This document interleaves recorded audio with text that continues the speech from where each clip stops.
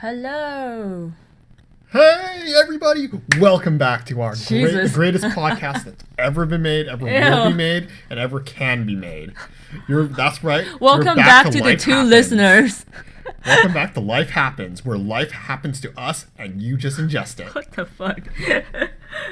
Happy New Year, everyone. Happy New Year, everybody. 2019. Yeah. Aren't you excited that 2018 is finally fucking Yeah. Fuck 2018. a lot of, you know what? Like in a year where like it was the first year we were married, a lot of bad shit happened. You know, like this is the whole thing that through our relationship, I was just like, okay, I want a family and everything, but I want at least one married life year.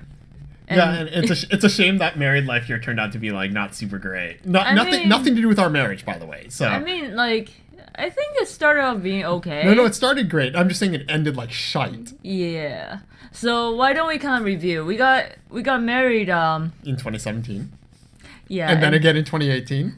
Yeah. And then again in 2018. We got married 3 times. Yeah. We got married 3 times. Oh shit. By the way, I still haven't shared my other pictures too for the marriage. So bad. I kept on saying like, "Oh, share it." This is the Miko Chi promise. She will share these pictures before 2019. But this is how I am with fucking pictures.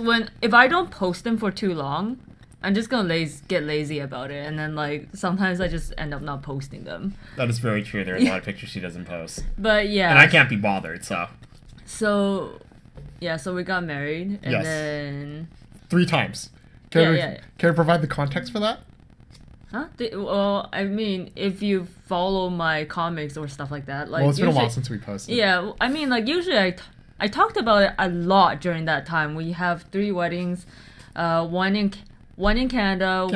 one in Taiwan, and one in Vietnam. The Vietnam one was lovely. It's just mostly for families because they're. It was 100% for family. Yeah. We would not have chosen to like fly back and get married 3 times in that span. That shit was tiring as hell.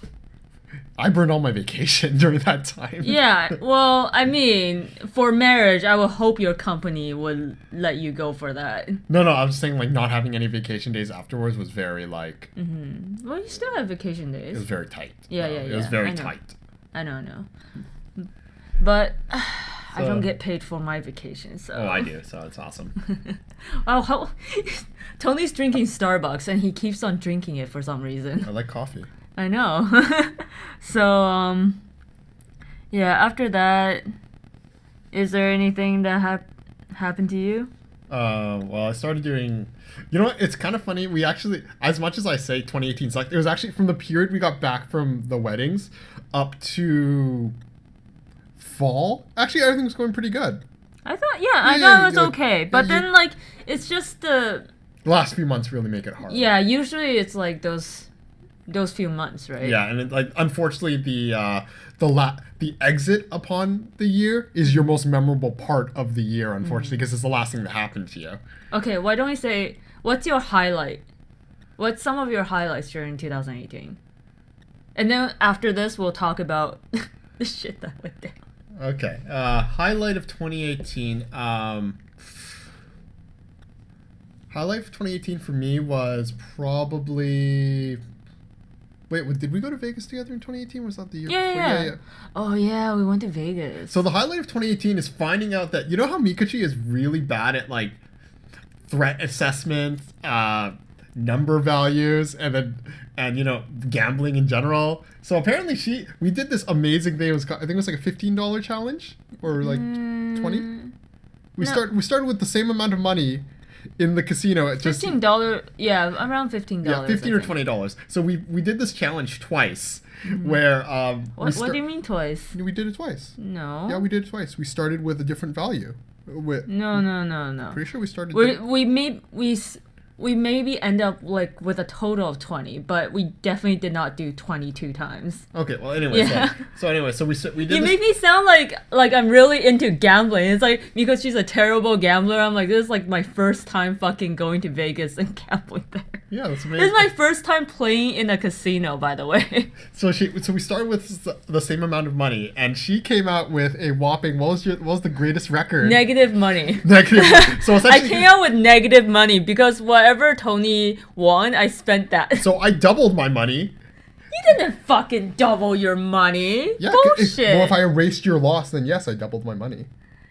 I don't think you I erased your loss. did. You erase Yeah, my loss? I erased your I loss. thought And then I lost you more. went and then you went back and then you lost more. I originally erased your loss, and then she somehow like. It might have been $15 challenge because like I remember you end up with like 30. Yes. Yeah. And how much did you end up with? What was the prize ticket? Negative money.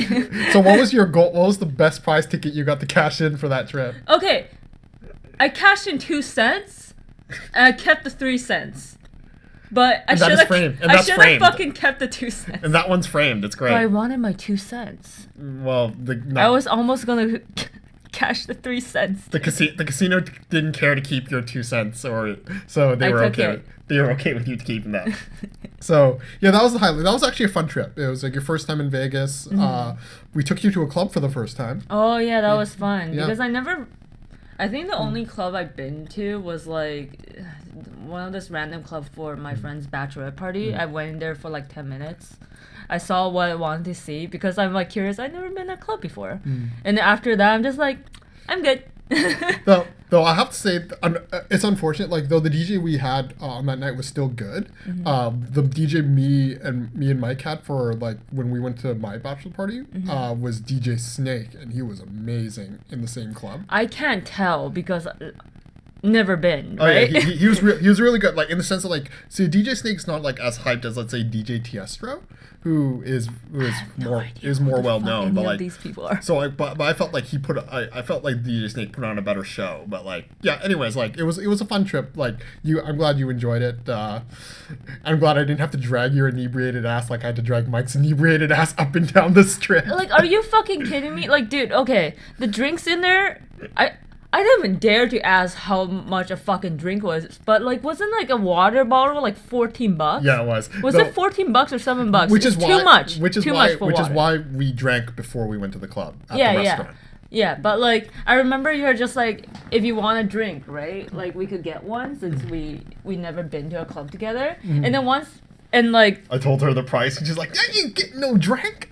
well, yeah, I mean, like, the only drink I wanted at that time was just water because I was like thirsty, and then after I'm like, I'm not thirsty anymore, not for $14 fucking dollars, I ain't. Like, I'm just like, I am dragging my ass back to the hotel, and then we will have some free water there. That's fair. Yeah. And Jenny discovered Wahlburgers, which and they're Oh, delicious my God. onion rings. What would you even call them? Like, Okay, those things Jen liked them more. I thought they were kind of salty. They were good, but I they like were kind them. of salty. I don't know. I really like them. Yeah, but like, I got drunk, and then I wanted all the fried shit because like I can't usually bring myself to eat so much fried things because like I'm trying to not make my body look like a shit stain. But like, yeah, that was interesting. That was fun. Yeah. Sometimes I'm glad you enjoyed yourself. Like, if Yeah. you were to go again, I would probably want to take you out into the desert and do like some of the shooting ranges and things like that out in the desert. Yeah, It's that'd be really- interesting. Yeah, I think you would enjoy. I think you would really enjoy it. But we did have a really fun time in Vegas with our friends. By the way, I talk about my body being a shit stain from eating fried shit because I get pimples very easily. Yes. Actually, that's a good segue. So another highlight, I started doing keto this year, and I was a good boy because I started. You're a very good boy. I started right before my birthday, so like a week beforehand. So instead of having a like birthday blowout, like get fat dinner, I was very good and had a keto-friendly lasagna at a place called Caveman Cafe, which does specializes in paleo, keto, all the specialized diet stuff. They can change most of their items to match. And yeah, I've been a very good boy, so I'm almost back to my university weight. Yeah, your dessert was like a quarter of a cookie. Yes, it was a quarter of a keto-friendly cookie made of almond flour and dark chocolate. It was very good. It was quite delicious. A little more crumbly. I was like, Tony, what do you want? Any food you want? And then after like we got there and then you got your treat, I'm like, this is the saddest birthday food. What are you talking about? It was good. It tasted A fine. quarter of a cookie. It was not bad. For a birthday cake. That's okay. I'm okay with that. And like, yeah, so As long as you're happy. so I was so I started at like just shy of 200, like 190 something. Did you gain even more weight after? No, as in like where I started, like 190-ish was around. Yeah, where I would say 190-ish because No, you were like 192 maybe. you were like 88 kilograms, I think. Okay, stop talking kilograms. I go in pounds. 88 kilograms, and But now anyways, now you're like 73.5 around. which is like roughly 162, 163 pounds. Yeah. Yeah. He lost all like around 30 pounds. Yeah, it's okay. So my goal, like my lowest weight in college was 147. I don't think I'm gonna hit that. I'm gonna probably. Did you purposely make yourself to that weight? No. I was just in study. I was just in study mode. And you didn't eat or what? No. It's just like, I guess, that was the semester where I was writing the most amount of papers. Mm-hmm. / consulting with the most amount of papers / helping people with their theses. So it was just like a really. But how do you get to that weight from? I don't know. I just ate normally, but I was just like.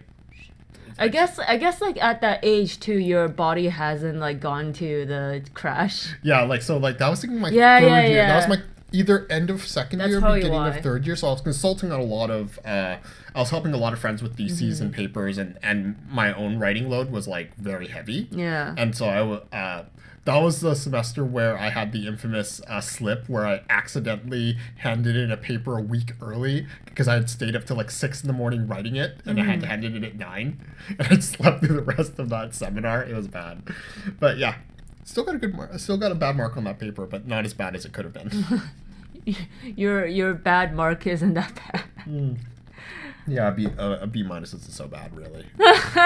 A B minus would be like, you know what, I did okay to me for university papers. I guess it feels bad because then you help your friends write like A to A plus theses and like You help as in you read them over and help them with it, not like you wrote it. No, for of it. course I have a very like moral objective. Yeah, Like, I just like want denial to of- clear that up. yeah, as in like it would have been easier if I fucking just wrote it for them. Yeah, And I know. I would have been done in like 4 hours instead of like 8, which is Sure, what- sure. Humble brag. But yeah, so that would have been like my lowest weight, but I'm probably gonna aim about 155, then transition to low carb. That will probably be around February, and so I can have more than 20 grams of carbohydrates in a fucking day. Yeah, I'm like waiting for it because like we like to eat together in like some restaurants, but like since he's been on keto, like there's a lot of restaurants that we can't go to. Well, you can go to them. I'm not gonna fucking like sit by my lonesome and have like I'll sit with you. You can just eat. That's fine. no, that's so sad. The It's point fine. of going to a restaurant with someone is to eat with I them. don't know. Like I told you, you don't have to follow my bullshit. My bullshit is my No, bullshit. I'm not going to a restaurant to like just eat by myself while you watch me. That's so sad. But yeah, so that was another highlight. I've been on it for going on September, October, November, December. So almost 5 months on keto now, and yeah, it's been going good. It's been very effective. It's been very noticeable. Yeah, it's been doing a-okays. Yeah. So I shamed so many of my coworkers on keto that they are starting keto this year too. Welcome to the keto podcast. Yeah. Anyways, your turn. So Yeah. what's a highlight for you? Highlight for 2018. Well, I would say probably one of my major highlights is that I finally released my first volume of Life Happens. Like, it wasn't completely how I wanted it to turn out because of the time restrictions and, like, I underestimated the amount of work again. I was just thinking I already drew everything, so there shouldn't be, like, that much extra work. But it turns out it takes a long time to shovel things around and put them into panels. Yes. It was it's always interesting watching you give me a time estimate of your work and then proceeding to watch you completely like flunk the estimate and then put in extra time to make that the original. Did I give you a time estimate? Yeah, for you it? said. Yeah, you said. Oh, I want to set aside this time in this Oh, month, and yeah. then it's like I want to proceed with it, and you set aside the time, Mm-hmm. and then you proceed to like just jam in all this extra time into that time. Because, frame. like, I'm such a. It's so bad, but, like, there's always things that I look at it, and I'm like, there's things that I keep on wanting to fix. But then if you keep on focusing on the tiny things, like, things are gonna move on, right? And I find that to be actually one of the major things with, like, how I do my comics now. Because before, all of the panels were so sketchy and stuff, like, I didn't really care as much for line work. But now that I kind of care for line work, it's like it's a lot neater than before, that sometimes there's like tiny things that people won't even notice and I'm still fixing them.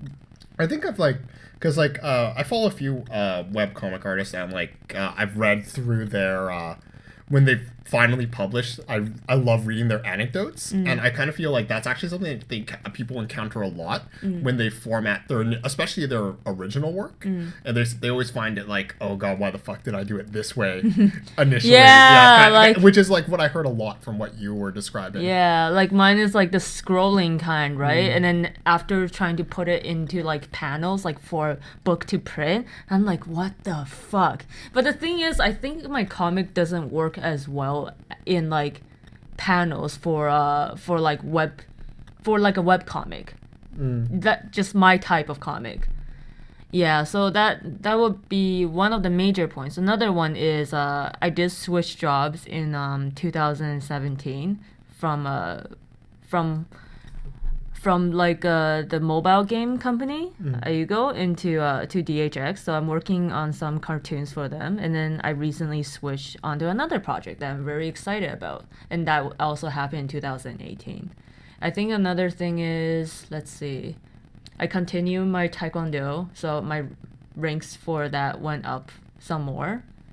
And yeah, I would say probably the book and the job switch are some of my tops Yeah. in 2018. Yeah. I have a hard time imagining another thing you did that was. That topped it. Like I mean, you took a trip to Japan? Oh yeah, I did take a trip to Japan. That I guess I'm thinking more accomplishments. Oh, okay. To me, I'm always like more accomplishment, like as in like for highlights and stuff.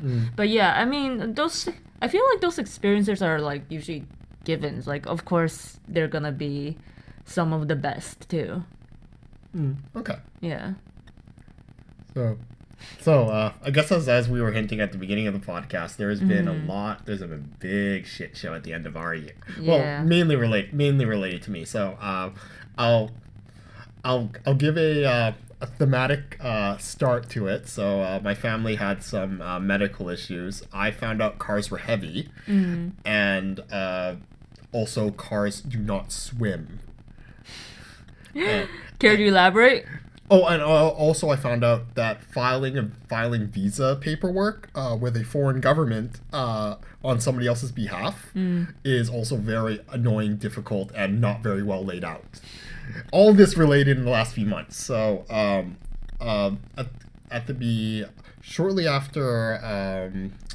shortly after September, so in October, my father had a heart attack, and he just recently got out of the hospital like a couple of weeks ago, but it was very dire for a long time.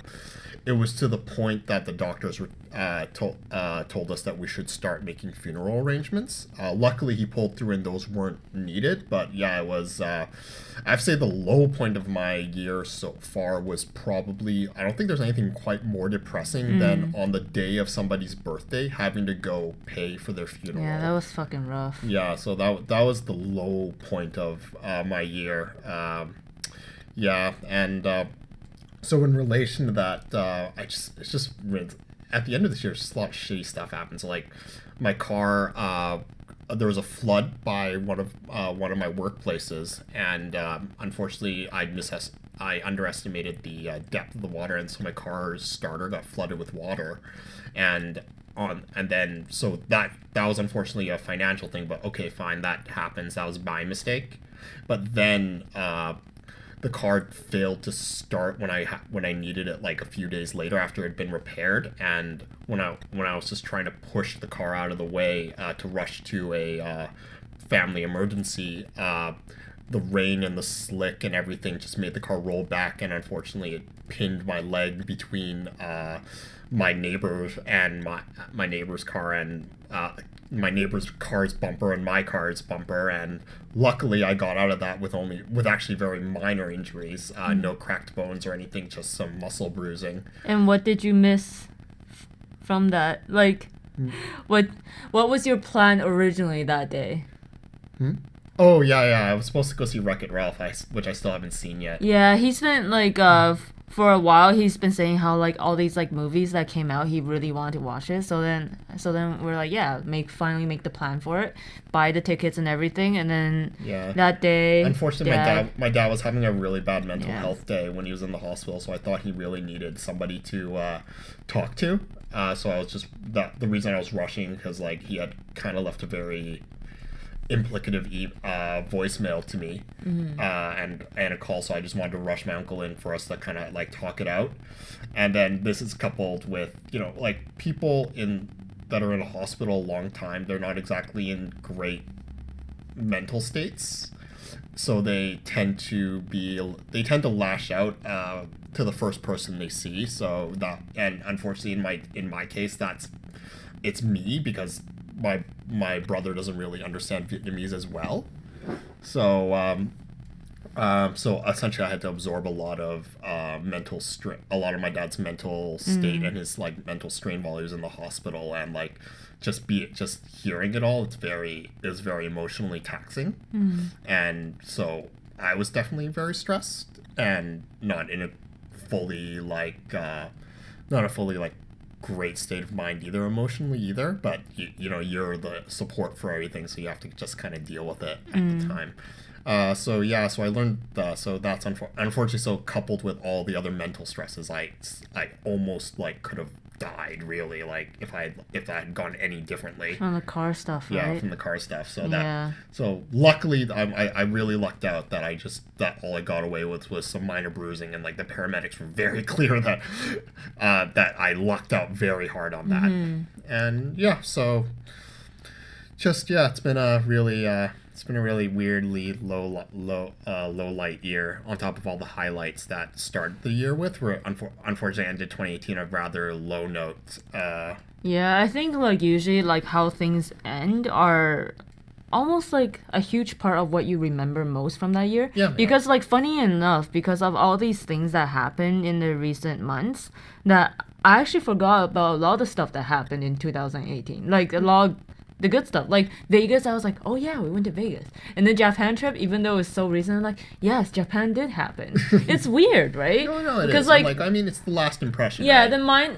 Your mind just keep on, at least for me, like my mind just kept on thinking about like the things that were happening lately, and then like the stuff that I need to get done. So then, yeah.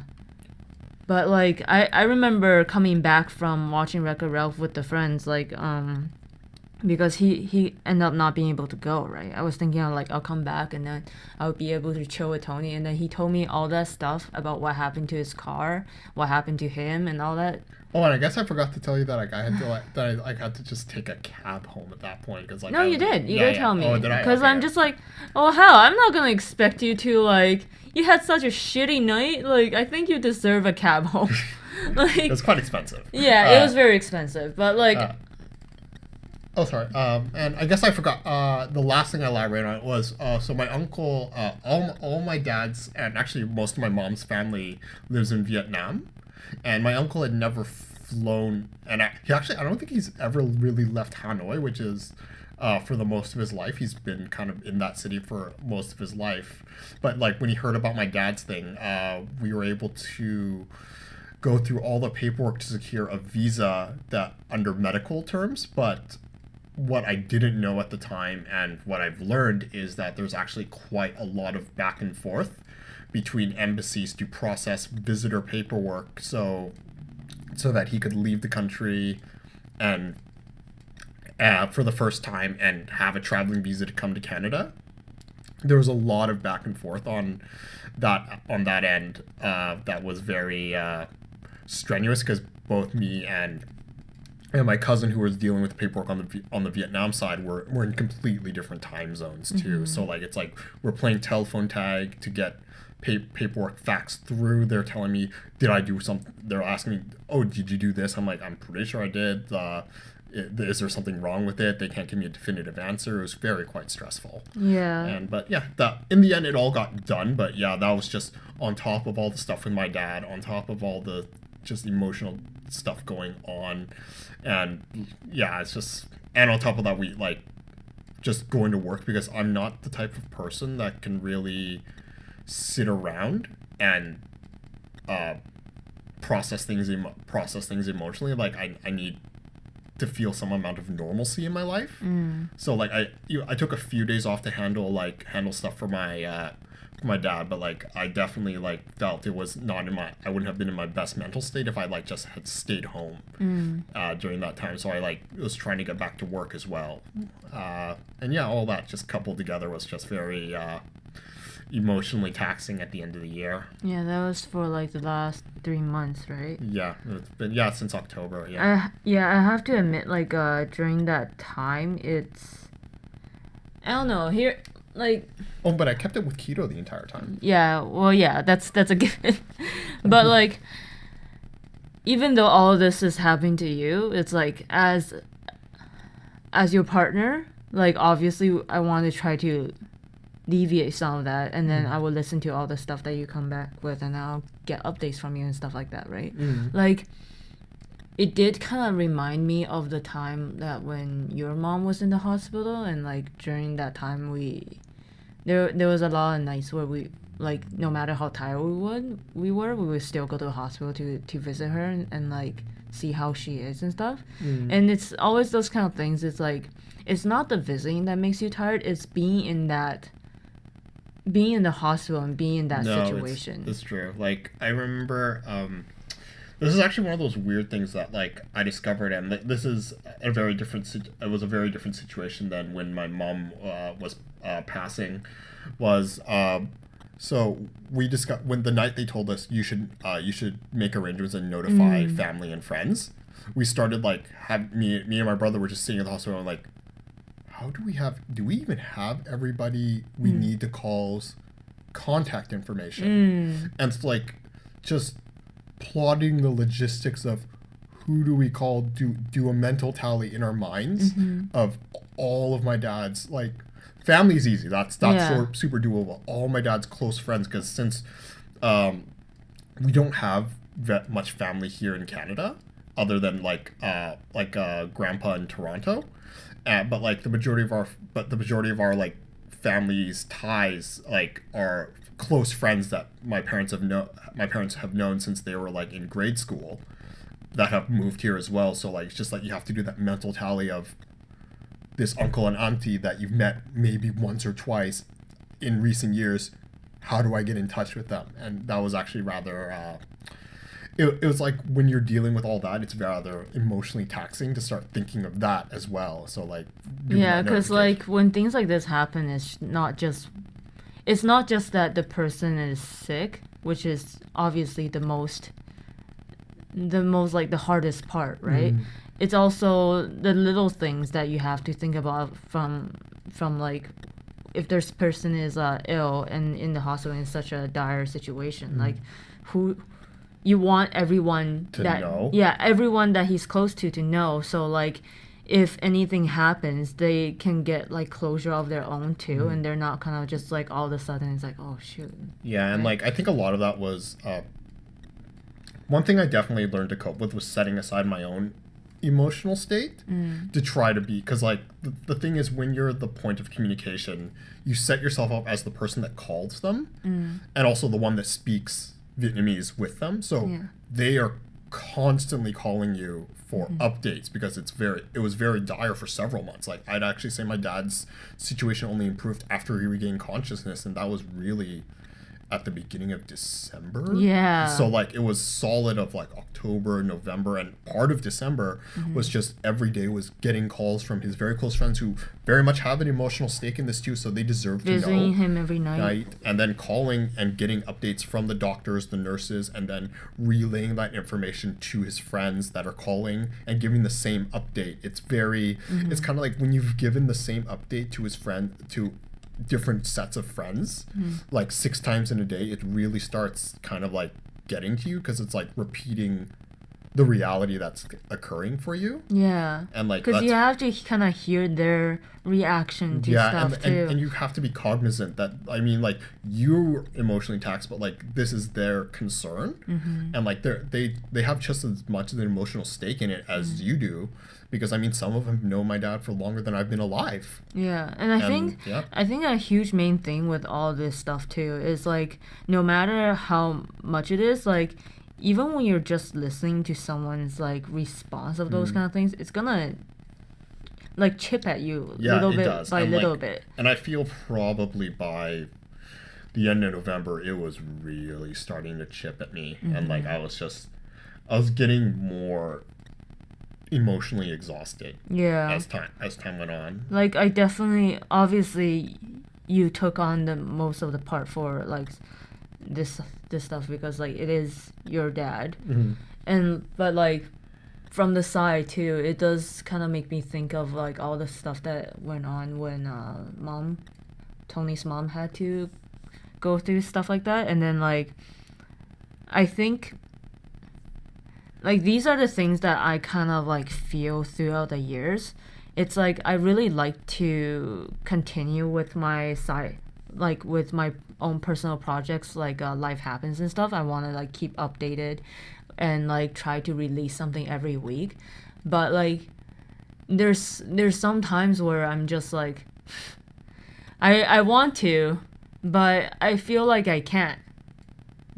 I can't, as in like if I do it, it's just like it's so forced out of me because I'm not in that state to feel happy doing it. And especially like when times like these, like honestly I feel like we're still kind of recovering from all of that, right? I don't know, yeah, I'm definitely still recovering from all that. We're still kind of recovering from that. And then like I'm still sometimes like when I'm in front of the computer, I'm still having like difficulty being like, I really inside me I really want to draw and I really want to do this, but it's like a piece of me is also like it's oddly hard to get started. And it's kind of ironic because I feel like one of the latest question that I got asked that I answered in a question comic was like, how do you get over art blocks or stuff like that? And before, it's just like no matter the situation, I always find a way to keep on pushing through it. And then like this, for some reason, this was the thing. This was this thing, like, and then my process and like how I was dealing with the scheduling stuff like started to kind of slow down because I felt like there was more nights that I just feel so tired from everything that I want to rest from it. Yeah. Well, okay. Well, actually, you know what? I thought of a highlight that I actually completely forgot about. I got my first game credit in 2017. Yeah. See, like all these things, a lot of things like happened. Right? Yeah, but man. So I have been.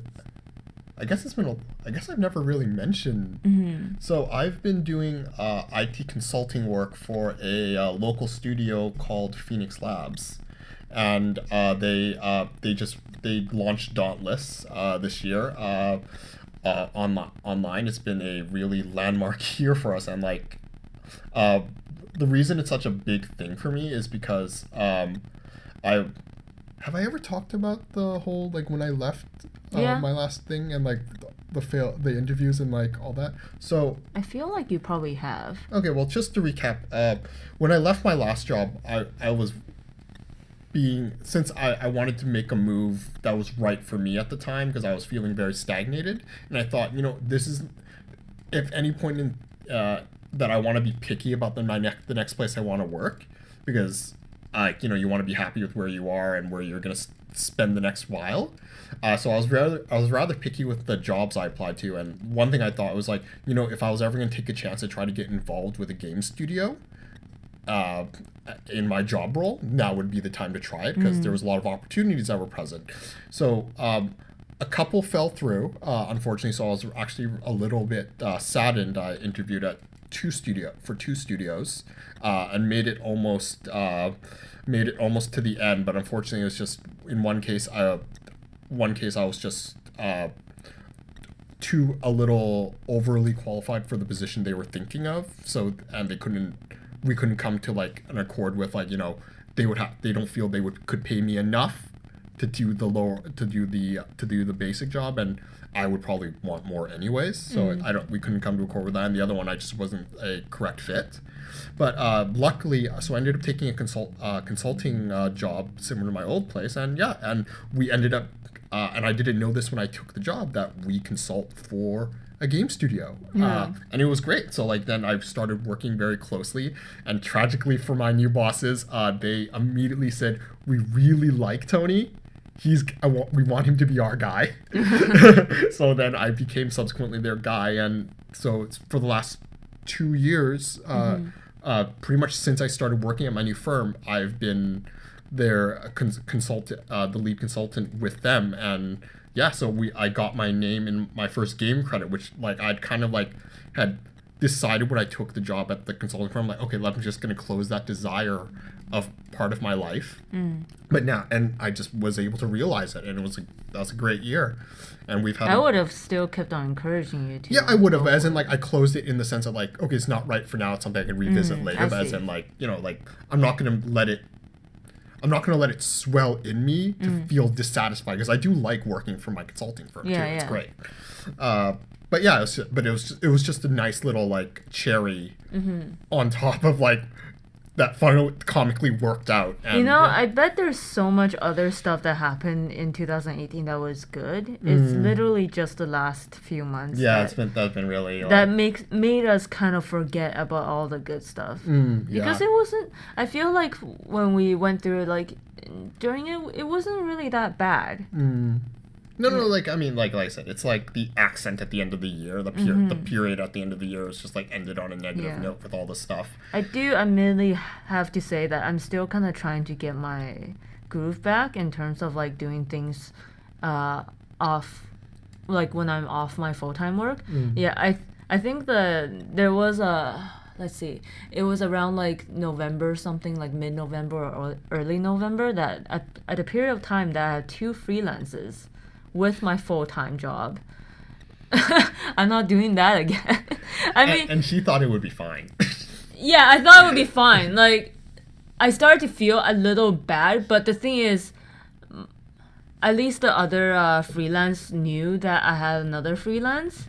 So, like, hopefully they kind of understood that, like, I won't be able to dedicate all of my, like, off time with that project. So I did what I could, but like, yeah, I was. But you also remember though, you also coupled that with a absolute pre-booked deadline of your Japan trip as well. Yes. So you added kind of the thing is they all knew. Yeah, no, but as in you kind of added. Yeah. The way you work with time pressure, you inserted an artificial deadline of work in there. But with the Japan trip, it was like booked in the middle of the year.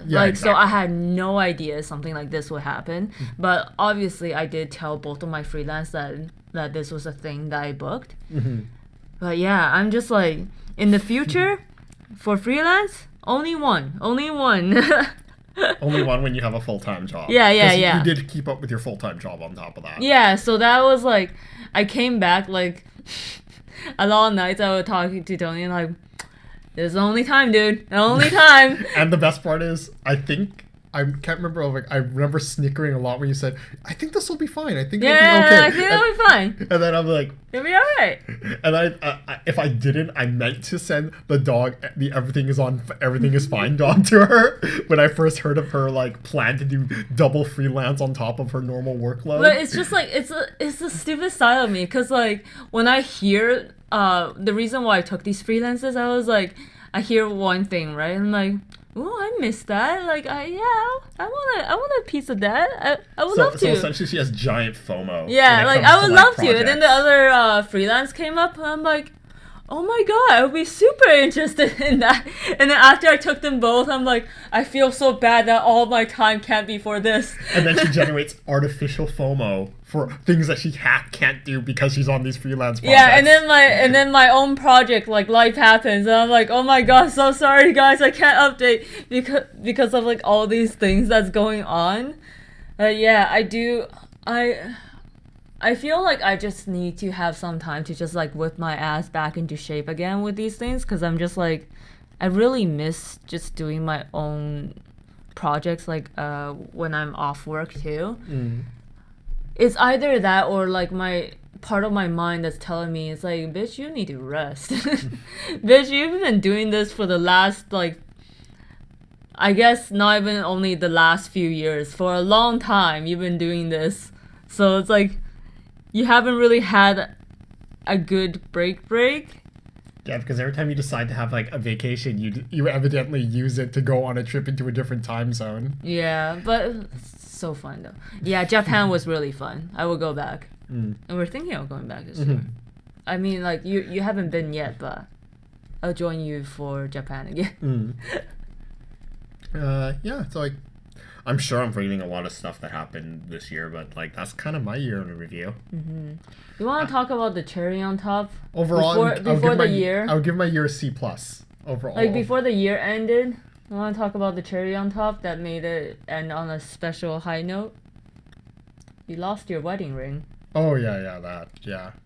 Because of Tony's weight loss. Yeah, so my finger got a lot smaller, like shockingly a lot smaller. So like somewhere in between running all these errands, running between the hospital, running to just grab things, it slipped off somewhere. And like, yeah, I followed up a whole bunch of places. Nothing's been turned into lost and found. So that's rather unfortunate. I think that was what topped it, I feel. Like, because we were both so like tired from everything, like with the car, like what the fuck do we do about the car?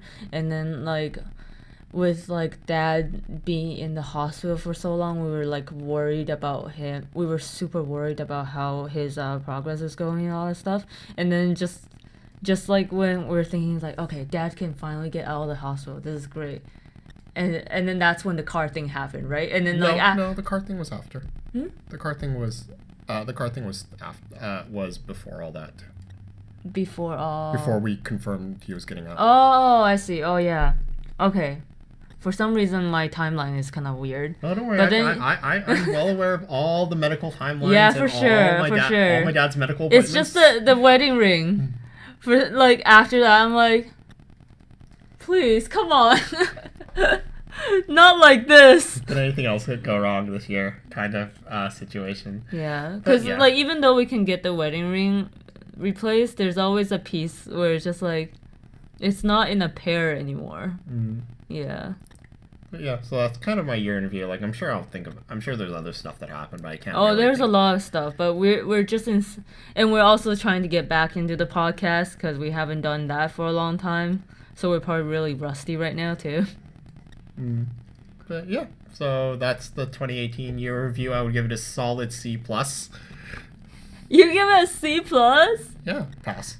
Oh, because of all the good stuff that happened? Yeah, just like, I wrote my thesis, I got good intro paragraphs, I got good body for my thesis, but then the conclusion, I just dropped it.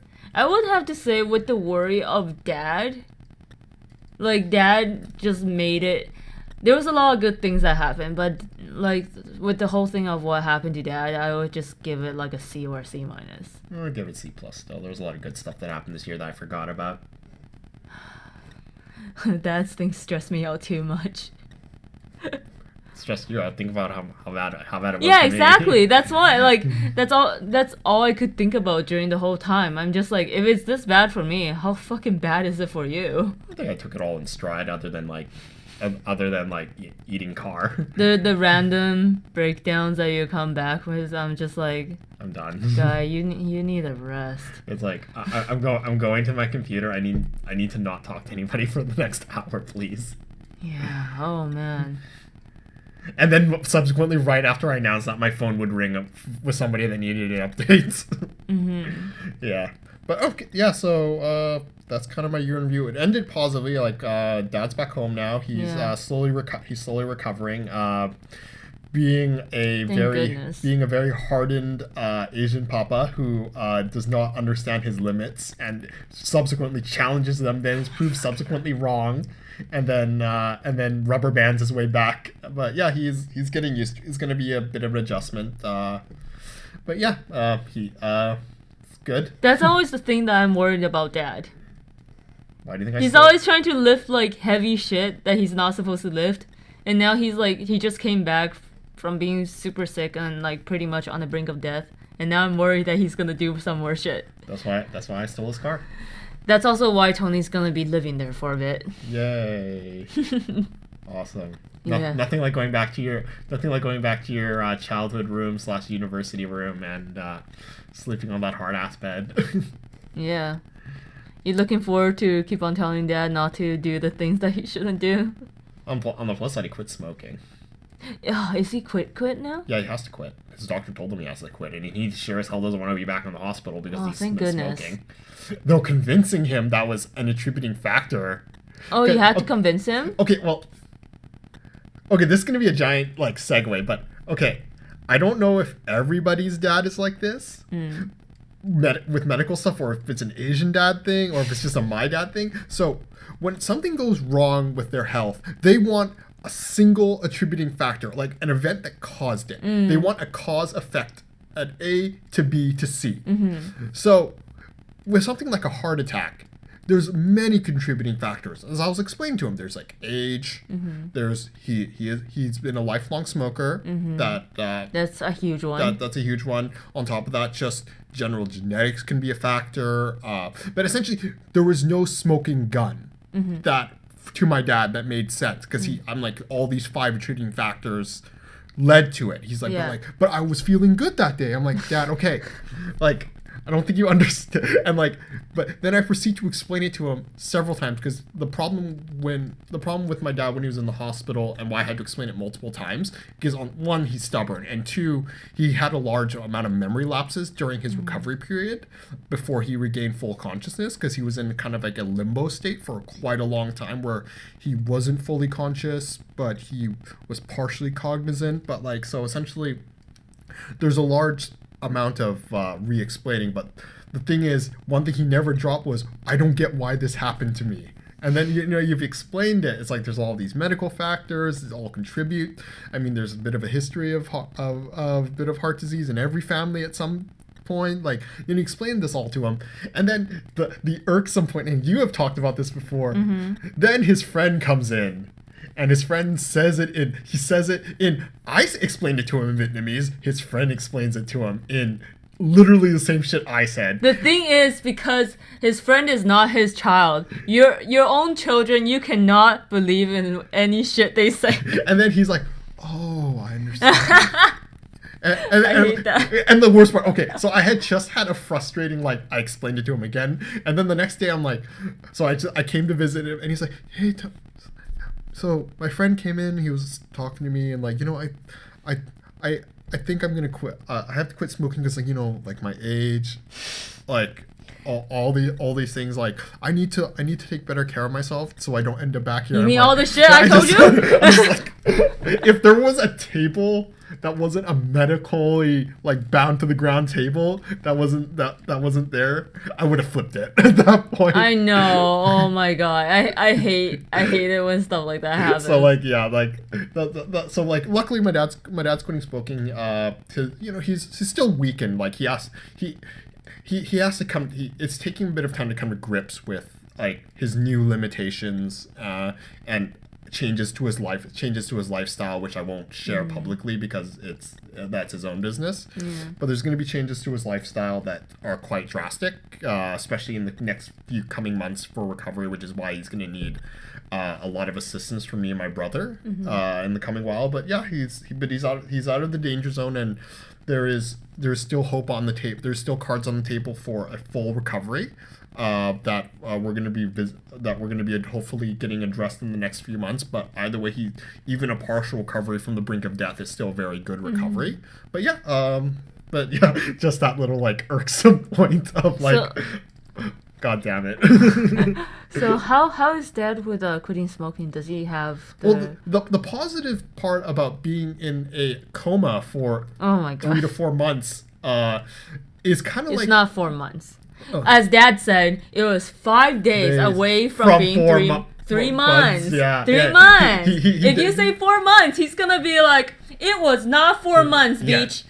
yeah, he is very insistent on that point. For some weird reason, that's the hill he chose. Yeah. but yeah, luckily the a subsequent thing is that you get to like go through all your withdrawal. So he doesn't feel any of the withdrawal? Not as far as I can tell.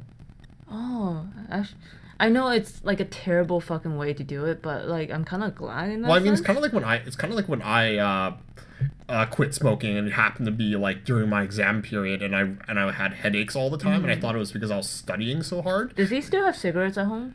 I think when his friends come back, he's just gonna give them all to like his Okay, friends. that's good. Like it's just there's no point of throwing them out. Like, Yeah, it's just good that it's not in front of his face every day. Oh no, Yeah. they're all downstairs in storage at this Okay. point. It's like because he paid for them. Like he has friends that still smoke, so just give them away. But yeah, so it's kind of like when I quit smoking as well. It's like I had something else to focus on, so the withdrawal just passed. Yeah.